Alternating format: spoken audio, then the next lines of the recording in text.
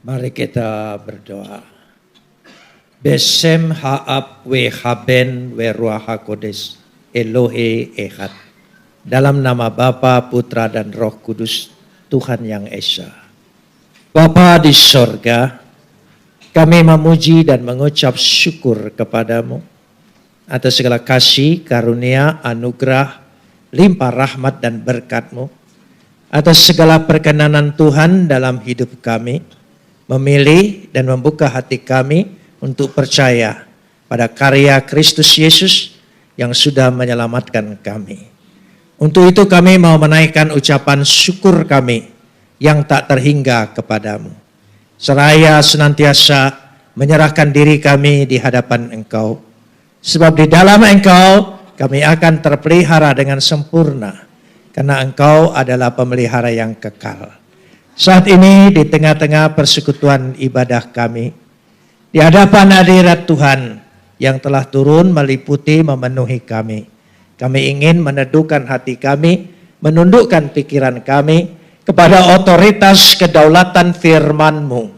Karena firman-Mu itulah yang mengandung segenap kebenaran dan janji-Mu yang akan Kau berikan bagi kami untuk menjadi milik kami. Karena Roh-Mu itu sendiri yang akan mengerjakannya di tengah-tengah pewartaan ini. Terima kasih Bapa, dalam nama Yesus kami berdoa. Amin. Shalom. Sore ini atau petang ini kita akan bersama-sama membaca firman Tuhan yang terambil dari Injil Yohanes pasal yang ke-14 ayat 1 sampai ayat 11 saja. Yohanes pasal 14 ayat 1 sampai 11. Kita akan membacanya saling sahut bersahutan. Saya awali ayat yang pertama, lalu jemaat menjawab ayat yang kedua, dan seterusnya saling ganti bergantian sampai tiba pada ayat 11 saja. Janganlah gelisah hatimu, percayalah kepada Tuhan dan percaya juga kepadaku. Ayat 2.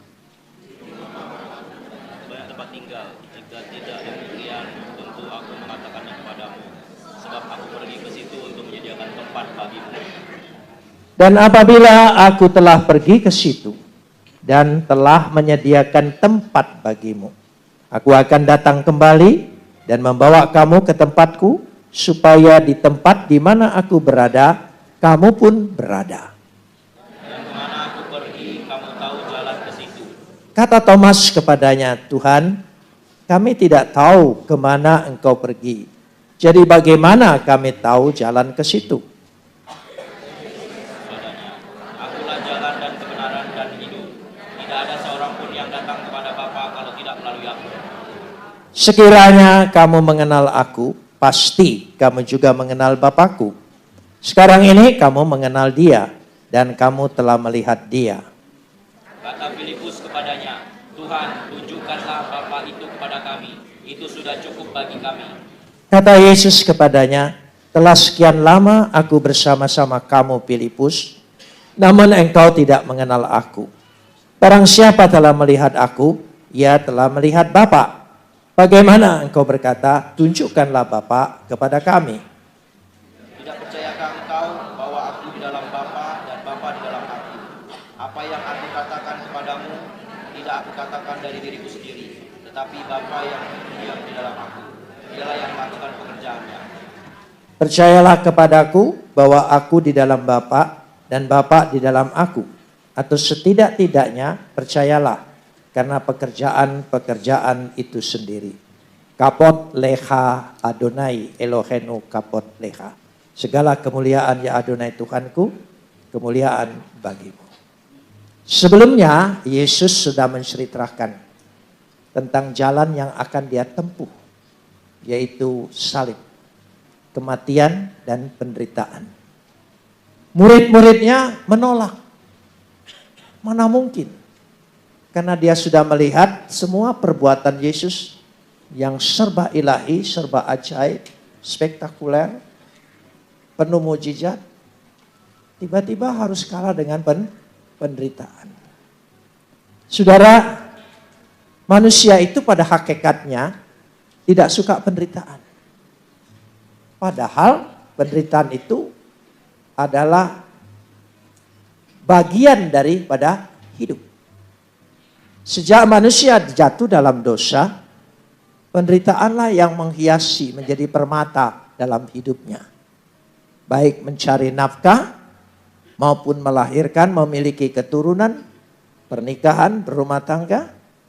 Jangan saudara pikir selamat berbahagia ketika menikah. Saudara masuki satu pertempuran kehidupan yang luar biasa. Itulah sebuah penderitaan yang harus dijalani. Tapi dari semua kisah itu mereka lupa. Karena mereka pikir Yesus itu seperti avatar, serba menang dan tidak pernah kalah. Kadang-kadang pikiran kita begitu juga. Tetapi saya melihat ini semua ada satu yang pesan dalam hidup ini. Penderitaan boleh-boleh saja terjadi dalam hidup kita. Tapi penderitaan tidak pernah mengalahkan kita. Dan kita akan mengalahkan penderitaan itu sendiri. Amin. Itulah yang diajarkan oleh Yesus.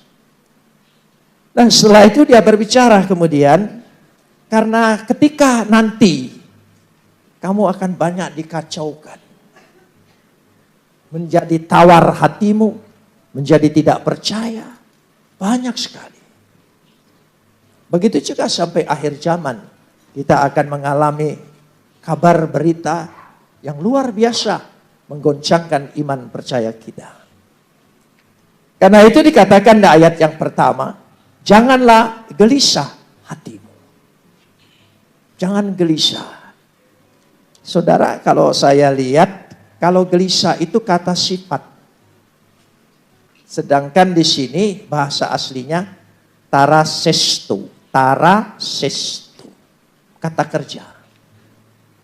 Memiliki arti yang begitu luas sekali, yaitu dikatakan di situ dengan jelas sekali bahwa ya untuk menunjukkan pekerjaan-pekerjaan Tuhan itu di dalam kehidupannya.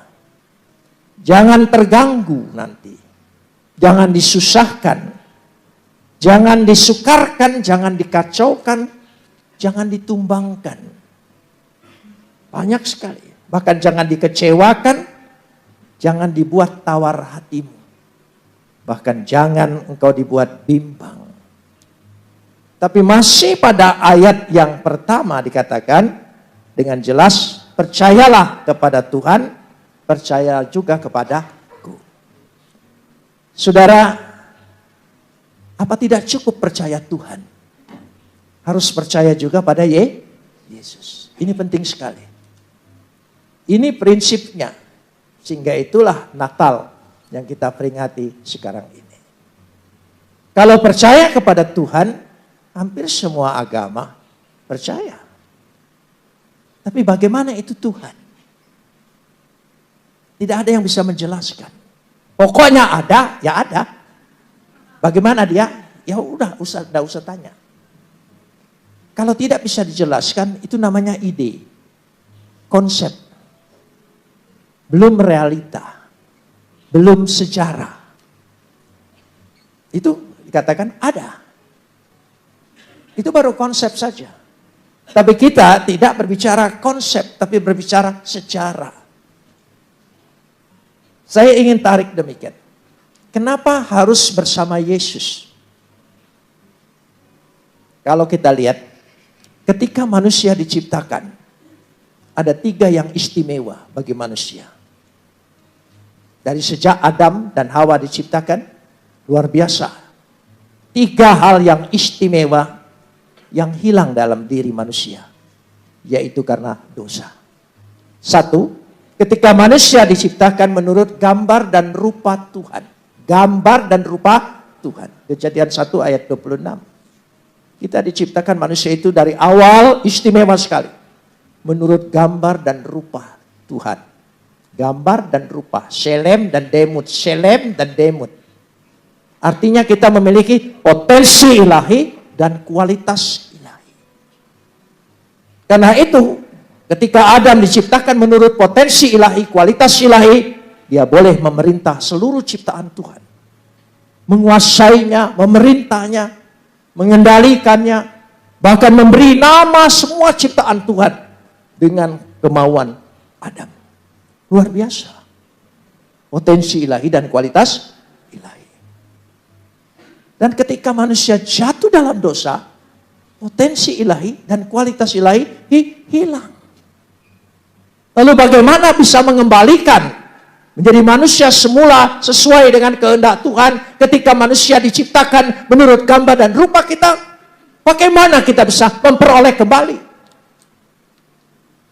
Karena itu ada dalam diri itu Tuhan. Gambar dan rupa Tuhan, potensi dan kualitas ilahi ada dalam diri Tuhan. Bagaimana kita bisa meraihnya? Menghampirinya saja manusia tidak bisa. Dia tidak terhampiri. Maha kudus dia. Dengan kekuatan apa kita untuk meraihnya? Yang ada dalam diri ilahi tidak bisa dicapai oleh manusia. Dihampiri oleh manusia. Tidak bisa. Kecuali yang ada dalam diri ilahi datang kepada kita, memberikan kepada kita sebagai satu kasih karunia, anugerah dari situ. Itu sebabnya yang ada dalam diri Tuhan, yaitu firman Tuhan, menjadi manusia. Supaya lewat dia, kita bisa dipulihkan kembali, memiliki potensi ilahi dan kualitas ilahi. Itu yang pertama. Yang sudah hilang. Yang tidak mungkin bisa dicapai oleh manusia. Lalu yang kedua. Di seluruh taman itu banyak pohon. Ya, senang pohon. Maka saya juga senang pohon. Saudara, di mana saja tempat tinggal atau di kantor saya, selalu saya bikin hutan kecil. Saya senang dengan pohon-pohon. Di tengah-tengah taman itu ada dua pohon yang paling istimewa. Pohon pengetahuan, baik dan buruk, dan pohon kehidupan. Jangan lupa, ada dua pohon. Pohon pengetahuan baik dan buruk, dan pohon kehidupan. Yang dilarang tidak boleh makan buah pohon pengetahuan. Dan tidak pernah dilarang untuk makan buah pohon dari pohon kehidupan. Tapi herannya, kenapa daya tarik itu yang dilarang? Karena ingin tahu. Rasa ingin tahu, terutama sekali, sangat menghantui. Paling berat ada pada Hawa. Karena itu keturunannya kepo banget. Rasa ingin tahunya tinggi. Ya, jadi dia pikir, kenapa dilarang? Kenapa? Karena itu selalu bermain di bawah pohon pengetahuan. Karena pertanyaan mengapa tidak terjawab, iblis yang jawab. Dan Hawa berdialog dengan iblis. Makhluk yang pertama berani berdialog dengan iblis siapa? Nah, karena itu makhluk itu sangat dahsyat. Sangat istimewa, saudara. Ya, sakti, saudara. Ya, sakti sekali. Saya percaya.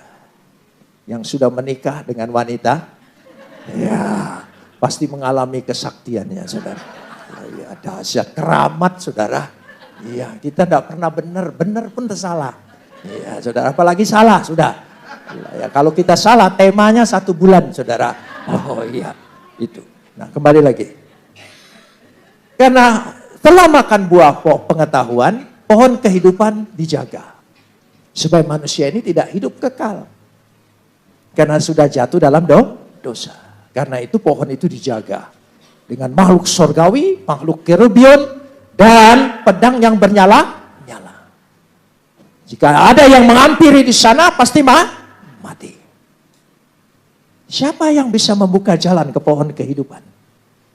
Siapa yang rela mati dan bisa bangkit kembali? Hanya satu. Firman yang menjadi manusia. Siapa namanya? Yesus. Di Tamrin City kalau manggil nama itu agak tertekan gitu. Karena tidak ada yang berani menyatakan siapa namanya? Yesus. Nah itu. Jangan tertekan, nama itu yang menyelamatkan kita. Nama itu tidak pernah mencelakakan kita, saudara. Itulah nama Yesus. Jadi Yesus yang membuka jalan ke pohon kehidupan. Nanti maka dia berkata, akulah jalan kebenaran dan itu. Dua ini hilang. Yang ketiga apa? Kebebasan memilih. Manusia pertama itu diciptakan sangat bebas. Sejak jatuh dalam dosa, kebebasan hilang. Manusia ditentukan oleh apa? Takdir, nasib. Karena itu manusia menjalani takdir. Siapa yang bisa pulihkan ketiga hal ini? Hanya satu pribadi itu. Siapa namanya? Yesus. Amin, saudara. Itu Yesus. Karena itu kita perlu Yesus. Kita harus percaya lewat Yesus.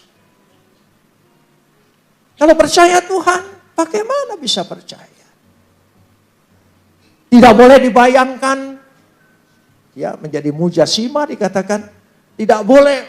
Pokoknya ada aja. Ya, ini ada. Adanya nyata.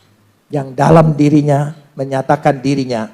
Dan dia karena itu dia berkata, jika engkau sudah melihat aku, engkau sudah melihat Bapa. Tidak seorang pun pernah melihat Bapa kecuali anak yang ada di pangkuan Bapa. Dialah yang menyatakannya. Lewat Yesus. Lengkaplah kita semua. Amin, saudara. Karena itulah anugerah yang terbesar. Sejak percaya Yesus, hak pilihmu pulih kembali. Kita tidak lagi ditentukan oleh takdir, tapi ditentukan oleh rencana Tuhan. Kita hidup oleh rencana Tuhan. Karena itu apapun yang terjadi jangan takut. Tuhan yang bertanggung jawab atas hidup kita. Ya, amin. Dan kita tidak akan pernah gagal karena yang merencanakan adalah Tuhan. Kalau diizinkan Tuhan, itu cara Tuhan mendidik kita. Supaya genetika kita, genetika orang yang tabah, yang kuat. Itu penting sekali. Mari kita lihat lagi. Ayat yang kedua. Kita lanjut yang kedua. Coba ayat yang kedua. Ayat yang kedua. Kita baca bersama ayat yang kedua. Ya, ayat yang kedua bisa ditayangkan. Ya. Yohanes 14 ayat yang kedua. Bisa? Ya. Coba baca bersama. 1, 2, 3. Di rumah Bapakku banyak tempat tinggal. Nah ini yang kedua. Saya ingin bicara dulu. Kenapa sorga itu rumah Bapa? Sorga itu macam-macam. Sorga itu bagi orang lain adalah nirwana. Tempat penyucian. Di mana kita menerima segala kesucian. Yang kedua, sorga itu pahala. Supaya kita beroleh semua pahala dari kehidupan. Tapi kita tidak. Sorga itu rumah Bapa. Oikos tu patros. Oikos tu patros. Rumah Bapa. Kalau rumah Bapa, yang pertama kata rumah, yang kedua kata Bapa. Artinya, kalau Bapak, kita punya hubungan sebagai apa? Anak. Setiap orang yang percaya diangkat menjadi anak. Dan kita kembali ke rumah Bapak. Saudara mengerti maksud rumah Bapak? Coba perhatikan. Kita masing-masing punya rumah orang tua. Anak-anak kalau datang ke rumah bapaknya, ke rumah orang tua, bebasnya luar biasa. Ya, berani buka kulkas, berani periksa dapur. Berani ambil apa saja tanpa izin. Coba kalau orang tuanya ke rumah anak, berani? Gak berani, saudara ya. Gak berani dia. Itu bebas ke rumah Bapak. Jadi rumah Bapak. Artinya kita itu kalau kembali nanti yang pertama, apalagi pada ayat yang kedua, ya yang ketiga ini dikatakan, aku pergi ke situ untuk menyediakan tempat. Menyediakan apa? Tempat. Etoi masai. Tempat. Saudara pikir disediakan kamar? Bukan. Kata hetoi masai lebih menunjukkan kata hak. Engkau punya hak. Setiap anak di rumah bapaknya punya hak. Karena dia adalah ahli waris. Sekali lagi dia adalah ahli waris. Jadi kita ke sorga bukan karena upah, tapi karena kita ahli waris. Lewat Yesus pasti punya tempat. Itu rumah Bapa. Namanya oikos. Namanya apa? Oikos. Kalau tidak pasti itu namanya indekos. Beda, saudara. Kalau oikos itu rumah. Kalau numpang bisa diusir ya. Tidak pasti. Itulah kepastian. Beberapa kepastian ini luar biasa kalau saya melihatnya. Karenanya dikatakan, aku pergi ke situ supaya aku menyediakan tempat. Ya, aku datang kembali membawa kamu ke tempatku supaya di tempat kemana aku berada, kamu pun berada. Jadi sorga bagi kita adalah kepastian, bukan karena upah yang ditentukan bagaimana nanti, tapi karena kita sudah punya hetoi masai, punya hak sebagai ahli waris, sebagai anak di rumah Bapa. Amin. Beri kemuliaan bagi Dia. Kita punya hak. Oh, ini penting. Kenapa penting? Saya orang yang beragama. Dari kecil sudah dibayangkan untuk masuk surga. Ya, jadi saya melakukan semua aturan-aturan agama. So kecil-kecil mungkin. Apalagi saya mengikuti aliran yang paling keras. Sehingga seluruh tata caranya itu rapi diikutin. Lalu saya tanya dengan guru saya. Kira-kira dengan ibadah saya ini, saya pasti tidak masuk surga. Guru saya jawab, ya tunggu hari kiamat. Ya, nanti hari kiamat baru ditentukan. Engkau akan menghadapi pengadilan dan engkau akan menerima. Ya, nanti. Nggak bisa sekarang sebenarnya. Ya enggak bisa, nanti. Nanti kan sudah mati. Apalagi kiamat. Itulah yang mengganggu saya. Kapan saya punya kepastian? Tapi dalam Kristus ada kepastian yang luar biasa. Amin. Ini tidak tergantikan. Tidak tergantikan. Kalau kita memang dipilih dan ditetapkan untuk diselamatkan lewat Yesus Kristus, apapun yang terjadi, Dia bela. Dia pasti pegang kuat. Amin, saudara. Tidak akan murtad 2 kali, saudara. Tidak mungkin. Anda percaya Yesus. Amin, saudara. Ini penting sekali. Kalau saudara tidak dipastikan, hati-hati. Hati-hati. Karena itulah, ya, yang pertama saya ingin bahas di sini. Pertanyaan Thomas. Thomas tanya, aku tidak tahu kemana kau mau pergi. Bagaimana aku tahu jalan ke situ? Saya pikir-pikir Thomas ini suka jalan. Jadi tahu semua jalan. Buktinya apa? Dia murid yang paling akhir waktu menghadiri Yesus bangkit. Karena sering jalan. Makanya kalau bergereja itu jangan suka jalan-jalan, saudara. Mantap punya rumah. Itu penting. Saya nggak nyindir, nyinggung saja. Supaya kita itu jelas, saudara ya. Nah, karenanya dia tanya, kemana jalan ke situ? Yesus berkata, akulah jalan, kebenaran, dan hidup. Berarti lewat Dia. Jalan. Kalau saudara baca Alkitab bahasa Arab, ya, dia bukan tunjukilah jalan, tapi inilah jalan. Hada. Inilah aja jalan. Jadi dia tidak nunjukin jalan, tapi dia menyatakan dia ada sebagai jalan. Lewat Dia kita sampai kepada Bapa. Ya, kebenaran dan hidup. Kita beroleh hidup. Dan apa? Kebenaran. Memang kita orang percaya ini harus hidup dalam kebenaran Tuhan. Tapi harus diakui kebenaran kita tidak menjamin kita. Bagaimana sehebat-hebatnya kita, pasti kekurangan terhadap kebenaran. Dan kebenaran kita tidak bisa diadu dengan kebenaran Tuhan. Karena itu yang menyempurnakan kebenaran kita adalah kebenaran Tuhan. Jalanilah hidupmu dengan bersukacita, berbahagia di tengah keluarga. Ya. Seringkali saya pikir seperti ini, ada orang mengatakan, oh ikut Tuhan itu harus tinggalkan semua. Harus jangan pikir semua, pikir sorga saja.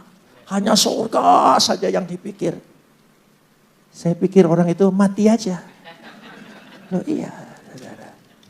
Loh iya, kalau hanya pikir itu Tuhan saja. Enggak, Tuhan ingin kita merdeka. Kita sudah dimerdekakan. Kita dibebaskan. Apa yang Tuhan beri berkat, nikmatilah bersama keluargamu. Apa yang Tuhan beri usaha, pekerjaanmu yang menghasilkan dalam hidupmu, nikmati itu. Rasa syukur kepada Tuhan. Amin. Bersyukurlah. Ada satu hal yang saya ingin berpikir. Yaitu saya ajak. Yaitu bersyukur tentang keluarga kita. Terima kasih Tuhan buat suamiku, terima kasih buat istriku. Ya, terima kasih buat anak-anak, terima kasih buat orang tua. Saudara sudah pernah bersyukur, terima kasih. Setiap hari, ayo jujur, jangan seorohane. Oh iya, ya, saya baru beberapa tahun terakhir diingatkan Tuhan, ya supaya bersyukur terhadap istrimu.